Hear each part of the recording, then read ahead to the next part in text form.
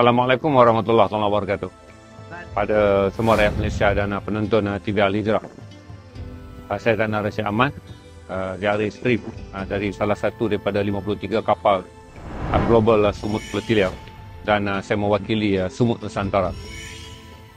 Kami akan berlayar masuk ke garis bahaya selepas meninggalkan lokasi akhir ini, iaitu di Kreta, Greece, yang mana inilah tempat tempat apungan terakhir, kerana kami tak turunkan saut. Kami akan berlayar dan sampai ke Gaza dalam tempoh 4 ataupun 5 hari.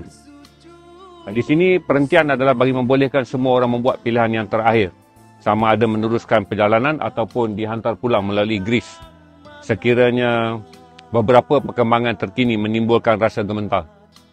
Itu satu adalah kemungkinan besar konvoi ini akan diserang oleh Israel apabila berada dalam zon merah, iaitu pantai EZZ Gaza, Palestin, yang diperintah oleh Israel. Maka Israel menganggap mereka berkuasa ke atas pantai tersebut.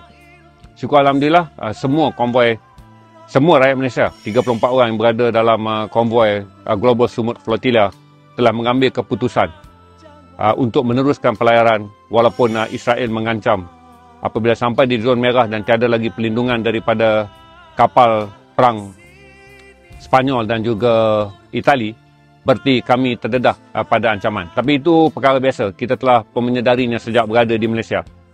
Dan kami mewakili semangat rakyat Malaysia yang selama ini mencintai Palestin akan berusaha untuk sampai paling tidak ke tanah Gaza bagi melaksanakan misi ini.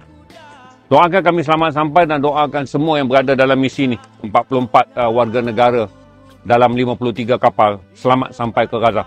Dan doakan juga bahawa kalau apapun yang terjadi, ini adalah usaha yang dapat kami lakukan untuk Palestin.